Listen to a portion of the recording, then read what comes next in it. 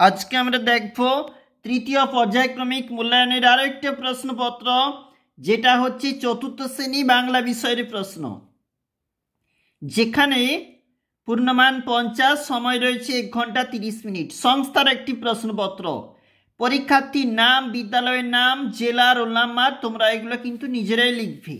আমরা একটু চলে যাব ঠিক নিচে। দেখো কি বলেছে প্রশ্ন। সঠিক উত্তরের মাথায় টিক চিহ্ন দাও। কবি সত্যেন্দ্রনাথ দত্ত ড্যাশ কবিরত্ন নামে পরিচিত। অবশ্যই নিজেরা করবে, অর্থাৎ তোমরা প্রশ্নের উত্তরগুলি।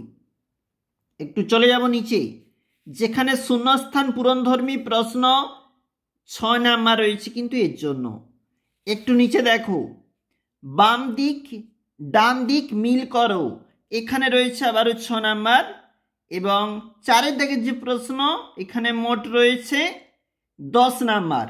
দেখো আমরা 2 নাম্বার পেজে একটু চলে যাচ্ছি। এটা হচ্ছে আমাদের 2 নাম্বার পেজ, এবং যেখানে শুরু হয়েছে অসহায় যতীনকে সাহায্য করার জন্য কে এগিয়ে এসেছিল, এটা দিয়ে শুরু হয়েছে।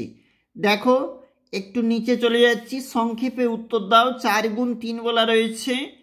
আমাদের যে প্রশ্নগুলো একবার দেখে নাও, যেগুলো অবশ্যই গুরুত্বপূর্ণ রয়েছে কিন্তু পরীক্ষার জন্য।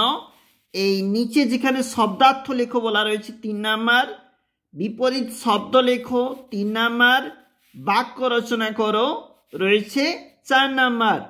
অবশ্যই দেখে রাখবে চতুর্থ শ্রেণী বিষয় বাংলা।